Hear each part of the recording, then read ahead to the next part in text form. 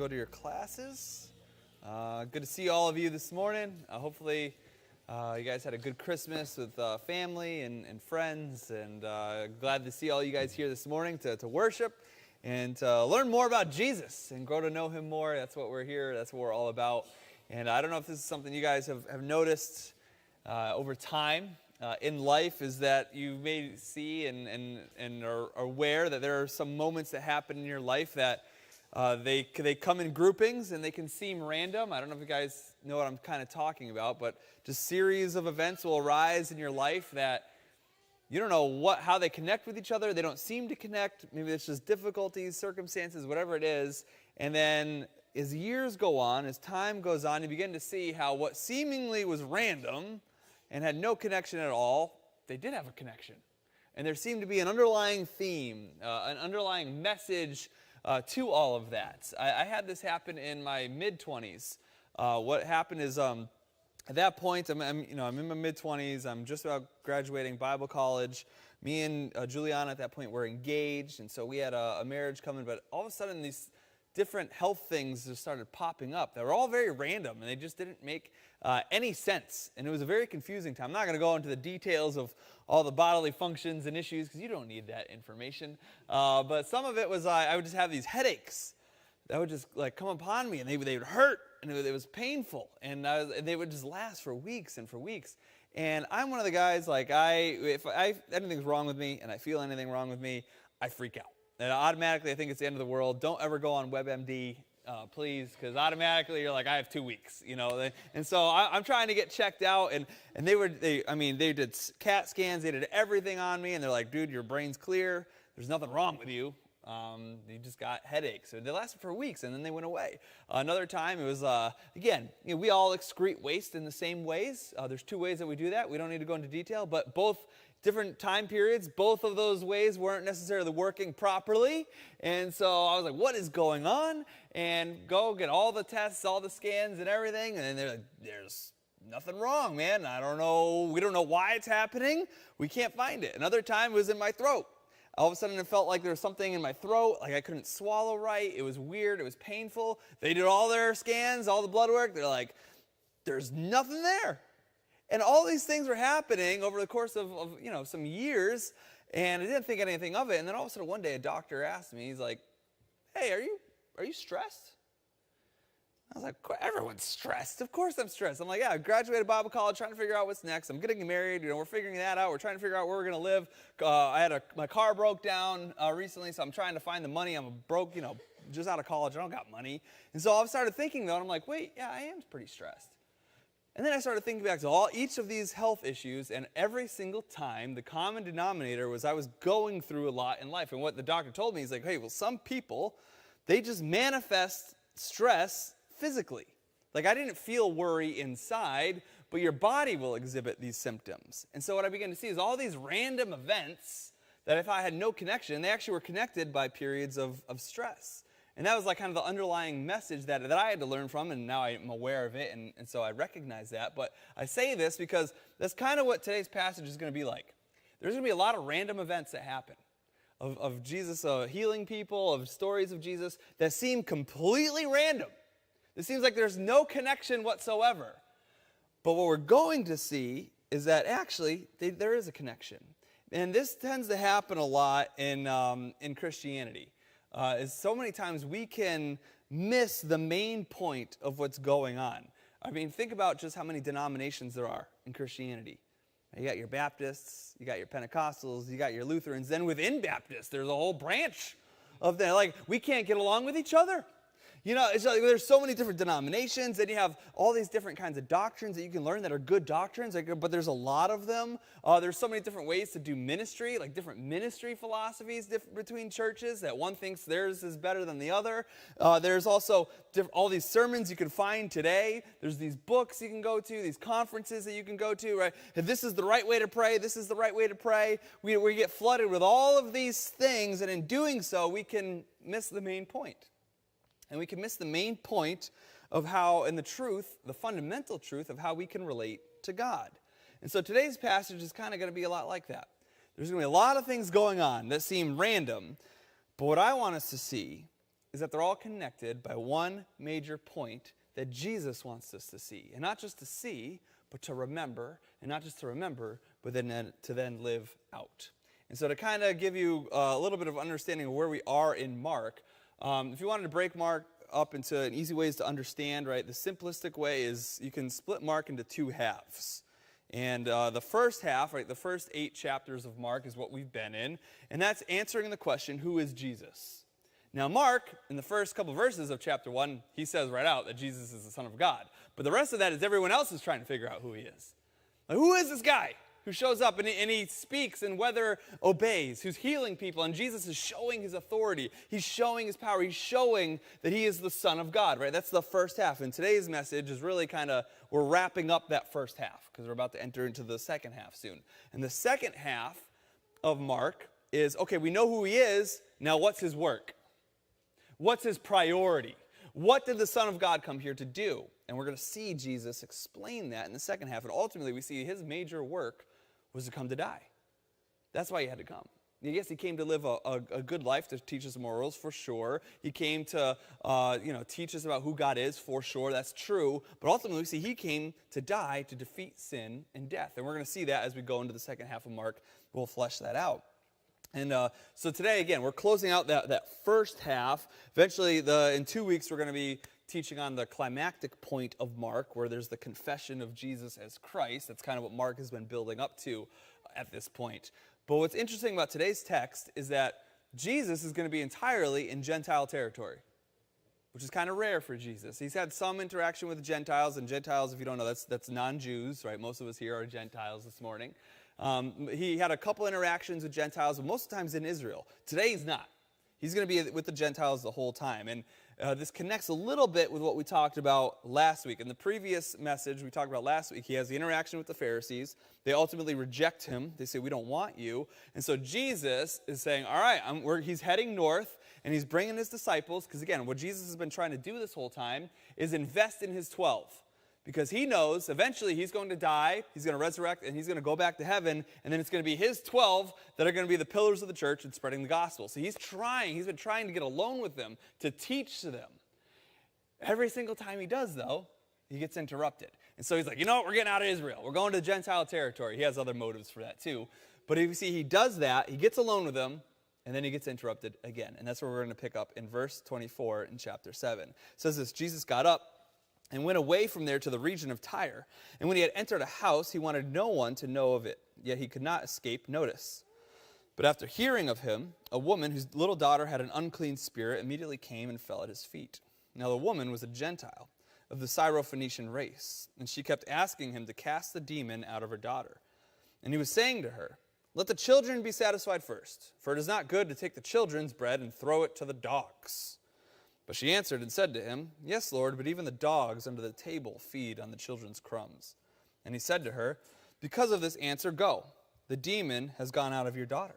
And going back to her home, she found the child lying on the bed, the demon having left. So when you first read this is the first moment in a series of moments, but you read this and it's a little perplexing. Jesus calls this Gentile woman who needs help, says, yeah, I'm going to the children first, not the dogs.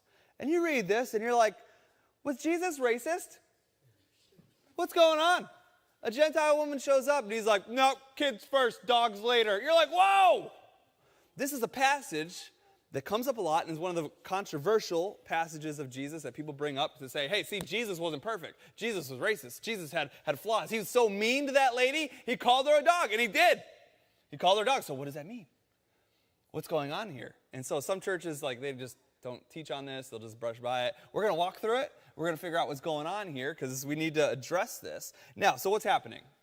Now, Matthew's gospel has a parallel account of this, and he gives us more information. He fleshes it out a little more for us. So what you see is in Matthew's gospel, this Gentile isn't just calling out to Jesus, but we find out that she's calling him Lord. And not just Lord, but Son of David. Now, this is a Gentile woman, a non-Jew, and she's calling out to Jesus, calling him Son of David. That is a messianic title. That's not just, you don't throw around Son of David. She had an understanding, even though she was a Gentile, she had an understanding of who Jesus was, probably from hearing from around town what he'd done and who he is. And so she had an understanding that you are not just a man. you're the Messiah. You are the son of David. So she had that understanding. And remember, Jesus is now leaving after being rejected by the Pharisees, who were the religious leaders of God's chosen people. They just said, nah, you're not him. And yet a Gentile woman is using this phrase, son of David. And then we're actually told, furthermore in Matthew, that what this woman is, she kept repeatedly asking Jesus for help. And we're actually told in Matthew that he ignores her, that he just keeps going. He's not listening to her. And then eventually the disciples tell Jesus, can you send her away? Can you get this lady out of here? This Gentile woman, she's bothering us. Just send her home.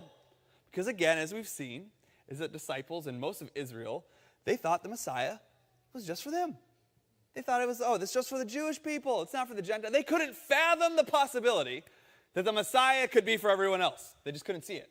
And so they're like, get this woman out of here. But what's interesting is that Jesus ignores her up to the point until the disciples say something.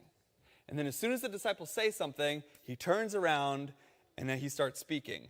Now, this is where many commentators, and I fall in this bucket too, think that because of that, what Jesus is doing here is he's setting up a teaching moment. Is that once the disciples chimed in and he realized that he had their attention, he's like, now it's time for me to teach. That Jesus is he's still God, he's still sovereign. He's arranging this moment to teach them something. And so why call her a dog though? Because that's kind of like, okay, I get a teaching moment, but you just called this woman a dog. Now, it was common for the Jewish people to call Gentiles this at the time. It happened a lot. That doesn't mean it was right? That's not an excuse, right? It's kind of like classic. If everyone jumped off a bridge, would you? It's not okay to call people dogs, but it's what the Jewish people would do.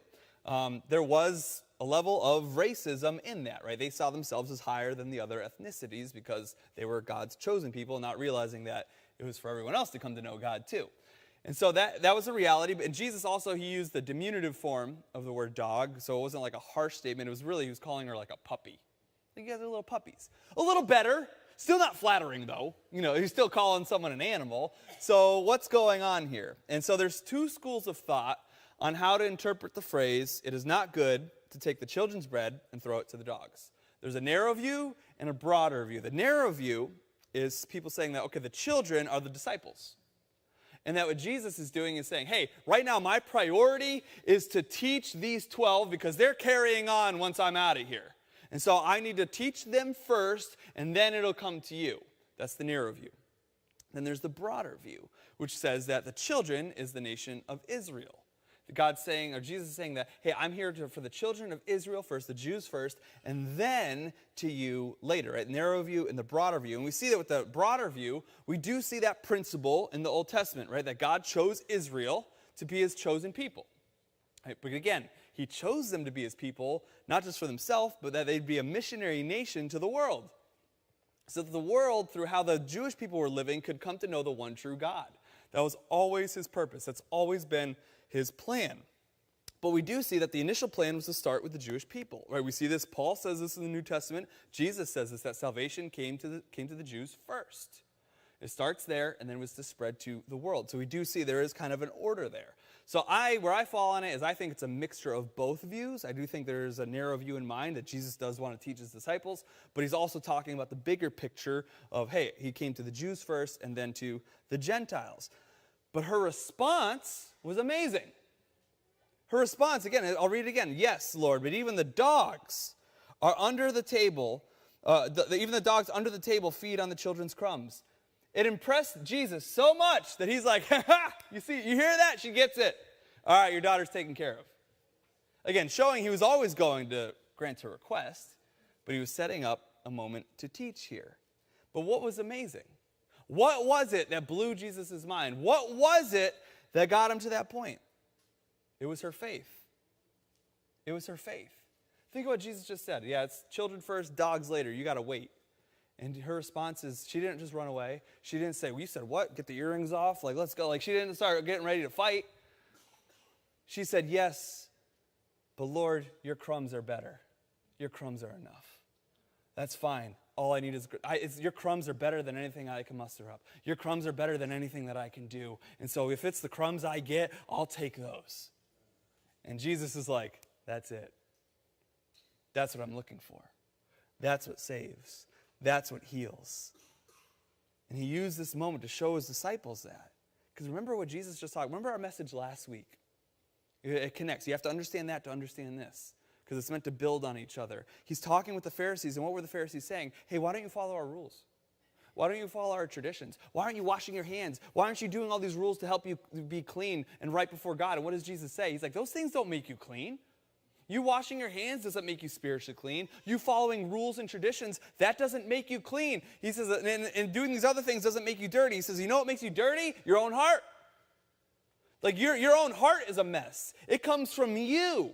And you can't clean your own heart. You can't there's nothing you can do on the outside or a rule you can follow to make yourself okay with God. He says your heart is a mess. So the Pharisees were externally clean, but spiritually they were a wreck. And then you get this immediately following, this Gentile woman who on the outside had all the externals of being completely unclean. She was a Gentile, the other, far from God. Her daughter is possessed by demons, so she's been in the presence of an unclean spirit. She's as filthy as you can get externally.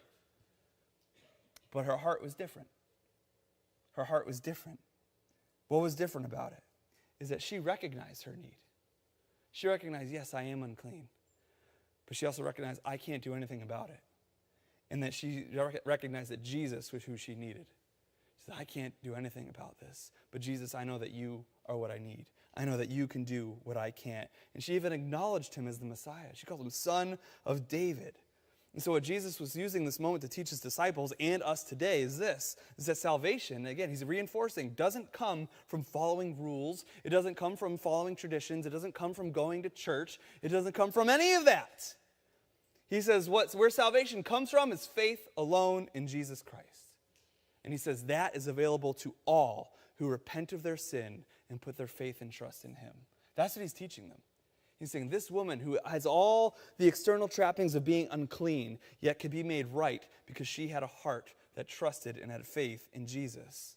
And we talked about this last week, so I'm not going to go too deep into detail here, but Christians and churches in history have been really good at putting up rules that people have to follow to be clean, to be okay with God, to be a real Christian. That's about what you wear. You have to wear the right things in church. You listen to this type of music, you don't listen to that type of music. Right? You read this version of the Bible, you don't read that version of the Bible. Right? We have all these rules that we put into place over the years in Christianity and through churches. But none of those make you clean. None of those make you right before God. In fact, apart from faith in Jesus, those things will do one of two things. They'll either make you very insecure. Why? Because you got to keep doing those things. How do you know it's enough? It never is. And so you have to keep doing more things to make yourself feel okay. You're insecure. It leads to anxiety. And the second thing it does is it makes you mean. How does it make you mean? Because you start judging other people. You start looking at other people and either you think, they're not where I'm at, and no one likes you. Or you look at other people and you're like, I'm nowhere near where they're at. And then you're just a burden on everyone. So that's what that will lead to apart from faith in Jesus. And so we see again, Jesus is reinforcing over and over that right standing with God comes from faith alone in Jesus. It comes from a humble heart, an honest heart that acknowledges I have a need, but I need to find what I need in Jesus alone. And then in a bit, what we're going to see, in a couple more stories in the future here, we're going to see that Jesus is then going to do a miraculous feeding again, but for the Gentiles. And so, just like he said, he's like, I'm going to come to feed the children, and then I'm going to come to feed the quote-unquote dogs. And we're going to see Jesus is going to show that. And again, he's showing ultimately his disciples and us that he is a God of everyone. And that's where we get the next moment in verse 31. Again, he went out from the region of Tyre and came through Sidon to the Sea of Galilee within the region of Decapolis.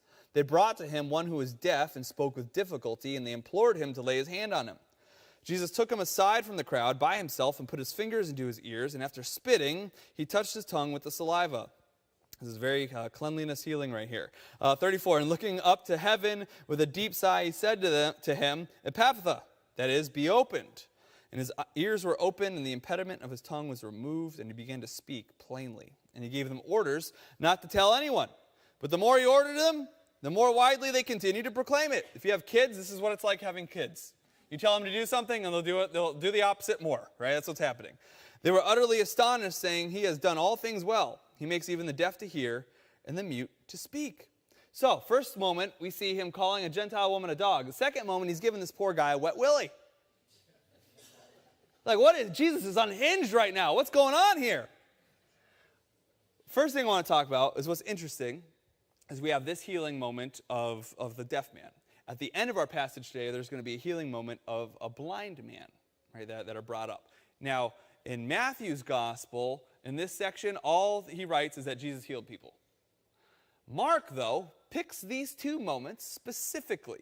And what we're seeing him do is that he's organizing these healings thematically. Like some of the authors of the Gospels did this. This is common. That they wouldn't necessarily put things in chronological order, but they would put them in a thematic order so that, because he's trying to reinforce a point here. And ultimately what we're going to see is that these healing moments for the deaf man and the blind man are actually going to be representative of symbolic things that the disciples are working through. And we're going to see that as we move on. Jesus, many times, and we've talked about this actually through the book of Mark, one of his favorite sayings is, hey, do you have ears? Can you hear? Do you have eyes? Can you see? He says it over and over and over again. And again, he's not talking just about physically seeing or physically hearing. He's saying, hey, do you understand what you're seeing? Are you perceiving what you're listening to? Are you living it out what you're seeing? Are you living out what you're hearing, right? It's not just audible, it's not just vision, it's are you applying this? Are you getting it? He says that over and over and over. And so here he heals a man who has hearing issues, and then he's going to heal a man who has sight issues, who can't see. And in the middle of this, in the middle of these two healings, there's going to be a moment, which we're going to read about later, but I'll say it now, where he will ask his disciples, hey, having eyes, do you not see? And having ears, do you not hear? So we see Mark is layering these on purpose because he's trying to reinforce something. And what Jesus is showing us is that he is the only one who can give our eyes and our ears clarity. That's what he's showing us. He says the only way we can see clearly and we can hear clearly is he has to be the one to do that so that we can understand who he is. The thing is, though, the kicker with this is we have to trust him and let him heal our eyes. Let him heal our ears. Notice in this passage, and it's going to be at the end of the passage with the blind man, is that Jesus touches the tongue. He touches the ears. What were those areas on this man? Those were the broken areas. Those were the areas that needed fixing. And we see, even with us today spiritually, this is how Jesus works, is that Jesus has to touch the broken areas. Jesus has to touch the areas that are hurting. He touches those vulnerable areas. He has to put his hands on there. But what is our reaction? Think about when you break a limb or you sprained a limb or you got a cut. What do you tend to do with those? You guard them. Why? They're tender. They hurt.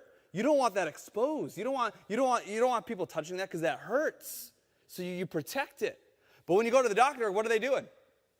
They got to put their hands on it. They got to see what's going on. They got to diagnose what's happening. That's what needs to happen. It happened, I remember in 8th grade, I dislocated my left kneecap. I can't even say it was anything cool. It wasn't. We were wrestling with friends. It was a Bible camp during the week in the summer, and I just landed on my leg weird. A friend body slammed me, and my knee went pop, pop. And it hurt a lot, and it swelled up. It was like this big. Of course, I'm at the camp, so I can't go to the doctors till I'm home, so I had to go several days like that. But eventually I come home. My parents are like, what happened? What did they do there? I thought it was a Bible camp, So they bring me to the doctors, and what does the doctor have to do? He has to start playing around with my knee, seeing where it's stable and unstable, and that hurts. But he has to do it. And then they got a big old needle. Well, the gauge and the thickness on that bad boy was like this. Like you could see the hole. And then they jam it into my knee because they had to drain it. And stuff came out, colors came out that shouldn't come out of your body because they had to take care of it. And it was painful, but it had to happen. Because the doctor had to get his hands on there to start the healing process. It's the same thing spiritually, though. So we have areas in our hearts, in our spirit, that are tender, that are vulnerable, that hurt, that we try to hide, that we don't want people to see. We don't want Jesus to see. He said, no, not there, not there. It's going to hurt. Because the healing process hurts sometimes. Because you got to shed light on them. But are you going to let him heal those areas? This man could have said no. But he let Jesus touch those affected areas. And that's what Jesus is asking us to do. The ultimate question for us is, do you trust that God is good even when it hurts? Even when it's vulnerable? Because sometimes we would rather live with our illnesses and our pains than find healing from the physician. Jesus would ask a curious question sometimes to people. People would come to him with ailments. And like, hey, what do you want me to do for you? And it's like, the guy can't walk. What do you think he wants? Like, why are you asking that? Or he'd even ask straight up. He'd be like, do you want me to make you well? He would ask, do you want me to do it? Why would he ask that?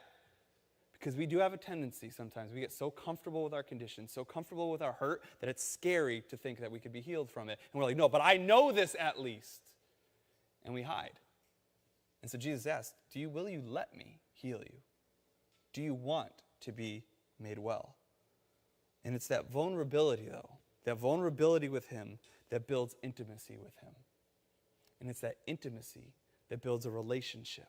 If you're married in here, you know that. How do you build your relationship with someone? You got to be vulnerable. This is who I am. Take it or leave it. These are my issues. Are you okay with that? If they leave, it means they weren't. But you need to build that trust. You got to be real with who you are and real before Jesus so that he can then begin his healing work. Because it's always a relationship is Jesus' goal with you. But you need to be vulnerable. You need to show him those areas, but then he will, in his grace and in his goodness, he will provide healing. And then we get chapter 8, verse 1. Or the next moment. In those days, when there was, again, a large crowd and they had nothing to eat, I'll pause there, right? So he's in Gentile territory, and a large crowd is going to appear around him to listen to him teach. And again, this is Gentile territory, and they're going to start getting hungrier. This is another miraculous feeding. The question arises, though, how did they find out about Jesus?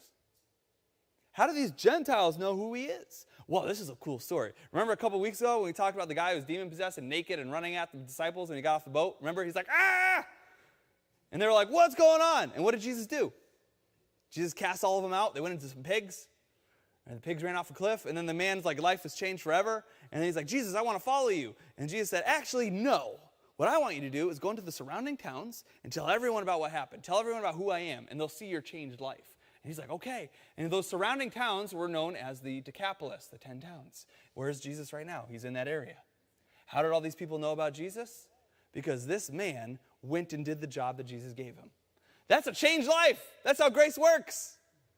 He changes lives. You're not too far gone. You think, no, Aaron, you don't know what I've done. This man was possessed by thousands of demons, probably. I think you got him beat, right? It's like, I think you're okay. If that man could be saved and redeemed and then brought on mission for Jesus, you can too. That's how the grace works. That's how the gospel works. That was just bonus material. That's not even part of the main message. Anyway, back to verse 1. In those days when there was again a large crowd and they had nothing to eat, Jesus called his disciples and said to them, I feel compassion for the people. This word compassion, again, is the same word, splachnitzomai, that he had for the Jewish people when he did the first miraculous feeding. Same compassion, meaning he has a co-passion. He has an empathy. He feels the people's hurt, and it moves him in his soul. He says, I feel compassion for the people because they have remained with me now 3 days and have nothing to eat.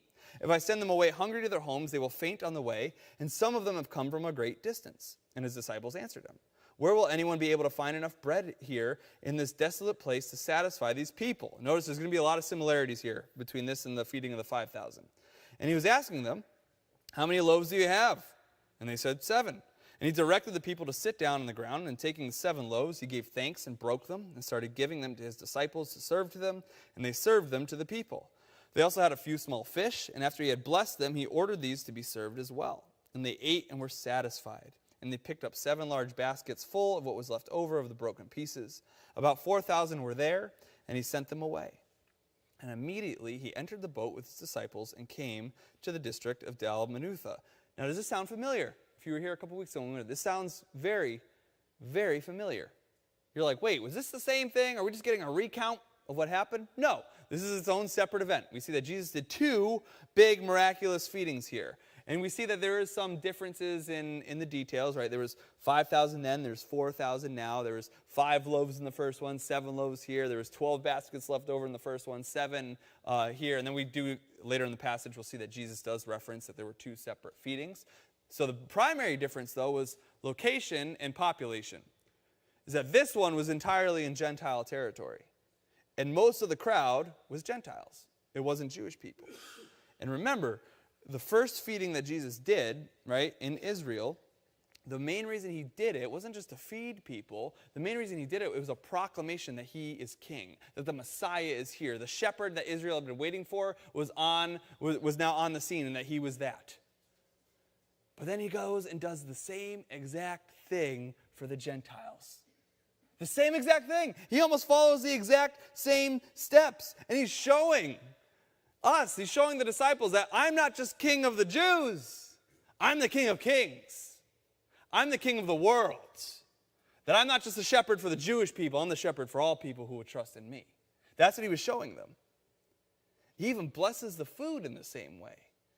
Remember the first feeding? It says he grabs the loaves, he looks to heaven, he prays, and he breaks them and sends them out. He does the same thing here. And that was a custom in this day, that when you had people in your home and you blessed the food in that way, it was a way of saying, you are welcome at my table. And so he did it for the Jewish people, but then he does it for the Gentiles. Saying that all those who put their faith and trust in Jesus, he says, you're welcome at my table. You're welcome to eat with me. Again, showing all are accepted that put their faith in him, because that's always been God's plan. Always. And so what's cool is we see he's fed the children, and now he's feeding the dogs, quote unquote.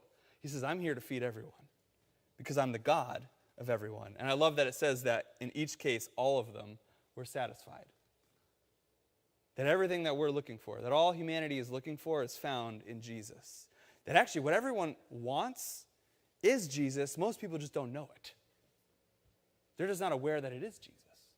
And so they look to everything. They look to money. They look to career. They look to fame. They look to all this other stuff to try to find that satisfaction, and it never fulfills, because it's only through Jesus that happens. He is the one who satisfies. And then right after this, he gets in the boat with his disciples, and then the Pharisees show up. And we're going to see that in verse 11.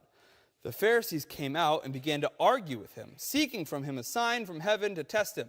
Sighing deeply in his spirit, he said, why does this generation seek for a sign? Truly, I say to you, no sign will be given to this generation. Leaving them, he again embarked and went away to the other side. So what's the big deal here about them asking for a sign? Why did, they asked him to give him a sign, right? And then it says that Jesus sighed. Jesus is like, oh my gosh, again, why are you guys here? He's exasperated. But you think, what's the big deal? They just want some proof. Why is that a bad thing? It's because we saw their motive. Why did they want a sign? It says to test him. They wanted to test him. This wasn't a genuine search. They're trying to trip Jesus up. They're trying to get ammo against him. They didn't want to believe. That's what that's saying. It was just a test him. They didn't want to believe who Jesus was. The other reason is this is kind of insulting. They just come up to Jesus and say, hey, can you do a trick? Hey, can you do one of your things? This would be like if you saw your favorite comedian on the street, right? Say Nate Bargatze. He's one of the guys I'm a big fan of his recently. If I saw him on the street and I was like, hey, you, do something funny. And I pull out my phone. Come on, be funny. Be funny. Do something funny. Show me that you're funny. And he's just like, I am objectively funny. I have a career because I'm funny. I have specials on Netflix because I'm funny. I don't need to prove to you that I'm funny. I have a body of work that proves it. And so he's like, no. That's what's happening here. They're going up to Jesus and they're like, hey, prove it. Let me see something cool. Do something cool. So give me a sign. Give me a sign. And Jesus is like, have you not seen my body of work? Have you not seen what I've done? Have you not seen the prophecies that I've fulfilled? It's all out there. I'm not here just to do a little show for you. They've seen what Jesus did. They've heard of what Jesus has done. They've seen the prophecies that were fulfilled. Them of all people, they knew the scriptures. They should have seen the signs that Jesus was fulfilling these prophecies and that he was the Messiah. In fact, in Matthew, Jesus will tell them. He'll say, hey, you can look at the skies, and judging by the color of that they are at night or the colors in the morning, you know what the weather is going to be, and it's accurate. So you get the signs there, but you miss all the signs about who I am. He's saying your issue isn't a lack of information. He's saying you don't need more information. Their issue was they lacked inclination. They didn't want to believe. No matter what he did for them, they were choosing in their hearts that no matter what you do, we're still not going to believe you anyways. I don't know if you guys heard recently what happened in Antarctica. Did you hear of the expedition where they went down there? Or there was a group, it was kind of to end the debate whether the earth is flat or a sphere. So you had a group of flat earthers go and a group of what I call regular people, the ones who think it's a sphere. They go down. And so they go down there and they're trying, because there's this phenomenon of the Arctic sun, which it's a sun that just appears for 24 hours. And that's only possible. It's only possible if you're on a sphere. It tilted on an axis. Otherwise, if it was flat Earth, it's not possible that the sun could just be visible for 24 hours. So they're going to record it to show it happens. Sure enough, they go down there, and it records in full. It's fully there. Like objective information, objective proof there. And even the people, the flat earthers who went there, they were like, dang it. Like they came back and they even acknowledged, yeah, we were wrong about that. Like it was there the whole time. We got it. But then what does the world do? A lot of the flat earth people are like, that's just what they want us to think. They paid them off. It's not true. It's not, or you know what, we just got our equation wrong. We'll go back. Like you have like objective proof. But if you don't want to believe, you don't want to believe. Is that what happened with the Pharisees? You have objective proof of who Jesus is. The more information is not going to change your mind. If you've chosen, you don't want to believe. It's not a genuine search. That's what we talked about with the parables. And the people who didn't understand Jesus' parables are like, what does that mean? I don't want it. No, forget it. All right, you don't get it anymore. But the ones who are like, I don't fully understand, but I want to. I'm going to have a genuine search. I want to know what Jesus is saying. I want to know what God is saying. He says, to you more will be given, if you honestly want to know. But Jesus here, he tells them, he's like, since you guys choose not to believe, no more signs. Nothing. Because it's not information that you need. In Matthew, actually, he says, there's only going to be one more sign that I give you. The sign of Jonah. People are like, what the heck does that mean? If you remember the story of Jonah, what happened to him? Right? God said, hey, go to Nineveh, tell people about who I am so they repent. He said, no. So Jesus sent a big fish to swallow him for 3 days. And after 3 days, the fish spit him out. And Jesus said, there's going to be another sign of Jonah. What's he talking about? His own death and resurrection. He says that I'm going to die, and the earth is going to swallow me for 3 days. And then 3 days later, I'm coming back, and I'm bringing life. But he says, there's going to be one more sign, and you're still not going to believe. And if you can't believe that sign, you just never are going to believe, because you don't want to believe. And then after that, he gets in the boat and tries to have a teaching moment with his disciples, verse 14.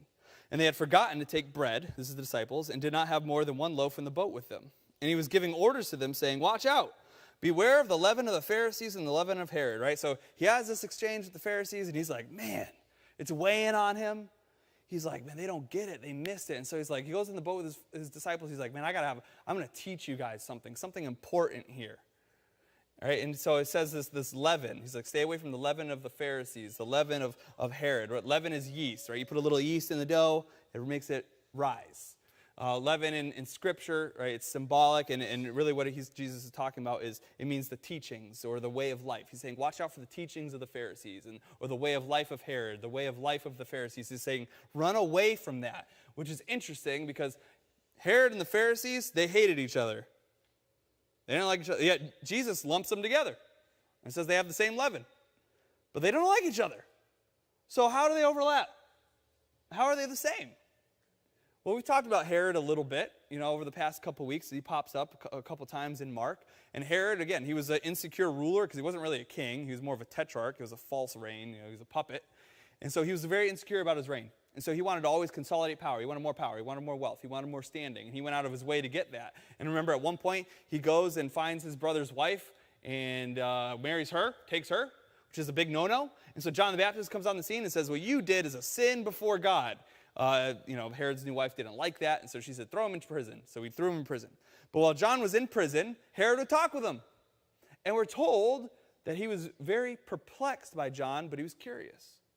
Because he says, hey, this guy, he's calling me out for my sin. I don't like that. But his words are true. There's something about what he's saying. This John guy is a righteous man. He's a holy man. He brings the words of God. And he started wrestling. He's like, hey, there's something to that. And then what would happen? Eventually, those two things came to a head. His desire to know truth and his desire for power. His wife puts him in a position where you have to choose. And what did he choose? He chose power and had John killed. And so there was a genuine search. He's like, there's something about this. There's something about these words of God. But when they conflicted with power and wealth, he's like, I'm going here. I'm going to punt the truth. And he used his political power to build up himself. And then the Pharisees, what's their deal? Is that what they did, instead of using political power, they used religious power to twist it so that they could have stature, that they could have influence. And then we see Jesus talks about that a lot, that you want the best seats. You want people to look at you as the holy ones, as the ones who are above everyone else. And they knew that if they acknowledged who Jesus was, that they'd have to take a step back and they wouldn't be at the forefront. They didn't like that. And so they used religion to prop themselves up, to give themselves power. And that's what the yeast is. That's what the leaven is. Again, they both had information, but they lacked inclination. They didn't want to believe because of selfishness. And that's the leaven. It's selfishness. It's this lifestyle of I'm going to use my life to promote myself. I want more of these things so that I'm greater. I want more of this power so I can be taken care of, and I'll use whatever I can to get that, and I'll punt Jesus to the side. That's the leaven. And that'll preach because this is the case for most of the world today. The desire for career, the desire for wealth, for pleasure, stunt the desire for truth. Yeah, there's something about this Jesus guy, but I got to get mine. I got to take care of myself, so I'm just going to put that to the side. And you don't even give Jesus a chance, because submitting to Jesus means changing your life. Submitting to Jesus means you got to stop doing some things. It means you change your plans, and people are like, no, I want my plans. I want to be in control. So Jesus is warning them, and he's warning us. Stay away from that. Run from it. Run from that ideology where it's all about your self-promotion, where your life is all about just making it easy for you and just doing what you want. Because he says it's like a little bit of yeast. You let a little bit in, it'll contaminate your whole heart. And so he's saying, run. And naturally, the disciples are completely oblivious to this. Look at this next verse, verse 16. They began to discuss with one another the fact that they had no bread. So Jesus drops this deep truth on them. And remember, it says this passage opened up with them saying they forgot bread. And then Jesus talks about yeast. And what are the disciples here? Oh, he wants bread. Oh, did you get the bread? You did? Oh, he's going to be so mad. We forgot the bread. And Jesus is like, are you guys, I'm trying to have a moment here. I'm teaching. And you're worried about, do you not remember what I did? Do you not remember the other feeding? And that's what he's going to go into here. And Jesus, aware of this, said to them, why do you discuss the fact that you have no bread? Do you not yet see or understand? Do you have a hardened heart? Having eyes, do you not see? And having ears, do you not hear? And do you not remember when I broke the 5 loaves for the 5,000? How many baskets full of broken pieces did you pick up? And I imagine this is what they sounded like. They said to him, 12. Right? They're like, we remember when I broke the 7 for the 4,000. How many large baskets full of broken pieces did you pick up? And they said to him, 7. And he was saying to them, do you not yet understand? He's like, I'm trying to teach you an important spiritual principle here, and you're worried about bread. Don't you remember what I did twice? How I took care of you? How we have enough bread? You're missing what I'm teaching you. He's trying to teach them a lesson, but their fear and their anxiety blinds them to it, which that got me thinking for us. How many lessons have we missed from Jesus because of our own fear and anxiety? That he's trying to teach us something, but we're worried about everything else going on in our life that we miss what he's telling us. And he's like, do you not understand? Have you not seen how I've taken care of you? The disciples repeatedly show this fear that they're not going to be taken care of. It pops up often through the Gospels. They're always worried about them being taken care of, which coincidentally matches up with what we just heard about Herod and the Pharisees. Why do we have this tendency to go to power, to go to money, to go to all these things? It's because deep down, we're scared we won't be taken care of. That's why. And so if I have my career, if I get more money, if I get more influence, then I know I'll be taken care of. And so we go to those things instead of going to God. And honestly, that's the original sin of the garden. That's where it all starts. Think about when God created Adam and Eve, right? The world was perfect. He provided everything for them. Everything they would need. You're taken care of. You're good. It's all there. But Satan will always give us the lie that God won't take care of us. And that's what he did. He said, hey, Eve, yeah, you got it pretty good here, but God's holding back. He got her to question God's goodness. It's like, he's limiting you here. You could be like God. But he doesn't want you to know that. That's why he told you not to eat of the fruit of this tree. Getting her to question the goodness of God. He's like, if you could have everything you wanted if you have this fruit. You get to be in charge. You can control everything. You can have God's power and God's intellect. And she's like, yeah, that sounds good. And so they grabbed it. And the reality is that we've all grabbed that. At some point in our life, we've all said, I need to take care of myself. I don't think God can. I think he's trying to keep me. He's trying to stunt me. I need to go after my own. It's the original sin. All sin stems from the lie that God isn't good. That's where all it comes from. So I need to go elsewhere to be taken care of. Faith is simply trusting that God is good, even in those hard moments, even in those scary moments.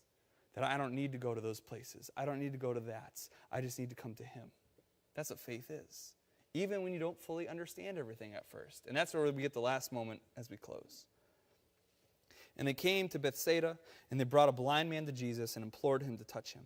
Taking the blind man by the hand, he brought him out of the village, and after spitting on his eyes, or a lot of saliva here in this text today, after spitting on his eyes and laying his hands on him, he asked him, do you see anything? And he looked up and said, I see men, for I see them like trees walking around, right? So what happened here is Jesus heals his eyes, and he sees, but not fully clearly yet, right? He can see, but he's like, I don't see everything as it should be. Then we get the next verse. Then again, he laid his hands on his eyes, and he looked intently and was restored, and began to see everything clearly.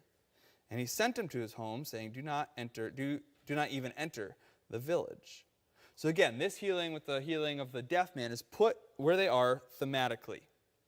It's kind of like a teaching moment here. They're symbolic for what's going on with the disciples. Now, a question pops up, why a two-stage healing? Did you notice that?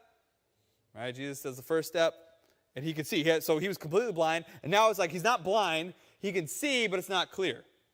And so Jesus is like, he's like, I can't see, men are like trees. It wasn't like Jesus was like, oh, I forgot the astigmatism, and he's like, come here, right? It wasn't like he forgot a step. It's not like Jesus, ran out of juice and had to jump the battery to get it going. Like that's not what was happening. This is meant to be symbolic of what was happening with the hearts of the disciples. That's why this is here. The disciples at this point, we can rag on them. They were a bunch of goons. We get it. We can laugh. But to their credit, they did follow Jesus. And they've been following him and they trusted him when most people didn't, right? And so they did. When they choose to follow Jesus initially and they've been walking with him, they have more clarity than everyone else around them who decided to walk away. Right? They could see, they knew more. They had more knowledge and they knew more truth than before. But they didn't see everything clearly. Because they're still trying to figure out to the extent of who the Messiah is. Like they know he's the Messiah, they just don't know fully what that means. They will eventually. But we see that they still don't fully see everything clearly. This is the life of the believer now.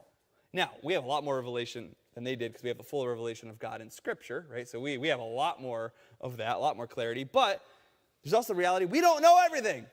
Who here can acknowledge you don't know everything? We don't know everything. There's stuff I read in the Bible, and I'm like, I'm going to chalk that up with I don't know, and he does.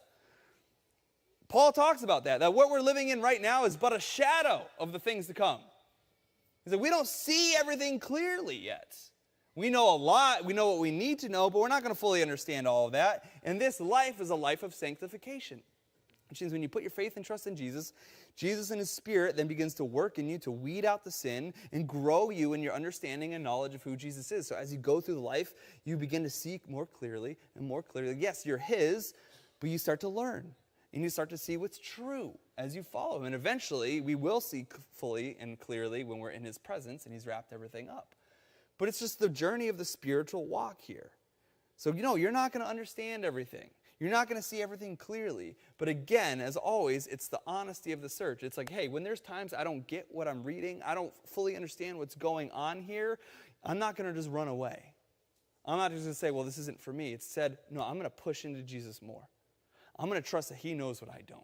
I'm going to trust that he'll reveal these things to me when he needs to reveal these things to me because he is good. And he promises he will bring that clarity throughout your life with him and ultimately when we are before him. And we can trust that God is good in that whole process. And that's what all these mean. All these moments together, the underlying theme is trust. The underlying theme is faith that God is good. The Gentile woman, she got a harsh response initially, or what we seemed as harsh, from Jesus. What did she do? She trusted him, that God, you are good. I just need your crumbs. The blind man and the deaf man, ultimately they had to trust that God, you are good. That Jesus, I'm going to show you my weaknesses and my hurts. I'm going to trust that you're good, and you're going to give me clarity. The feeding miracles prove twice that God is good. He has a compassion for people. His heart breaks for people, and he will provide what we need, and he will fully satisfy. And then the Pharisees and Herod, they're the opposite end. They didn't believe God is good. And so they went to the other things the world offers to take care of them instead of God. That's what we see through all of these moments. It's about faith, faith, and more faith. That's how we relate to God. Do you trust that he's good? So how can we know? How can we have faith today that God ultimately cares for us? You know how? The sign of Jonah. That's how. How can you know that he's ultimately good? The Bible says there's no greater love than this, than a man lay down his life for his friends. And God himself did that for you. He did that for me. You can know he's good because we know that God himself left his throne in heaven to enter into our world, into our mess, to live a human life. And he did it perfectly. He never sinned because we do, but he didn't. But he didn't just come to live a perfect life. He also came to die for you and I. Because of our sin, we deserve death. We are separated from God, but Jesus came to take our death for us. He died a horrible death on the cross. How do you know that he's good? How can you trust him? Because he gave everything for you and I. He's not calling us to do anything that he didn't go through himself. He went through it all. But just like Jonah, he didn't stay in the fish. He didn't stay in the ground. He rose from the grave, defeating sin, defeating death, saying that all those who put their faith in me and trust in me, you can have life, you can have healing, you can have forgiveness, you can become a child of God. That's how we know that we can trust him. That's how we know that he's good. And the disciples understood this. After Jesus' death and resurrection, they went from not knowing anything to being on fire and be like, we don't care who says what. We don't care if we're threatened with our lives. We're telling people about Jesus because they had clarity. They said he is good. And if God came through for you in your eternity, he can come through for you in your todays and in your tomorrows. If he could give you eternal life, he can handle the issues that you're walking through right now because he is good. The question is, do you trust that he is good? And are you willing to let him heal those areas, even when you don't understand? Will you pray with me? Father, thank you so much for these moments that seemingly can be random and we don't know how they connect, but we see that ultimately they tell a story and a principle of how we relate to you. That we relate to you through faith. That ultimately it's, do we trust that you are good? Do we trust that you're in control, even when we don't understand? And I know there's people here who've got a whole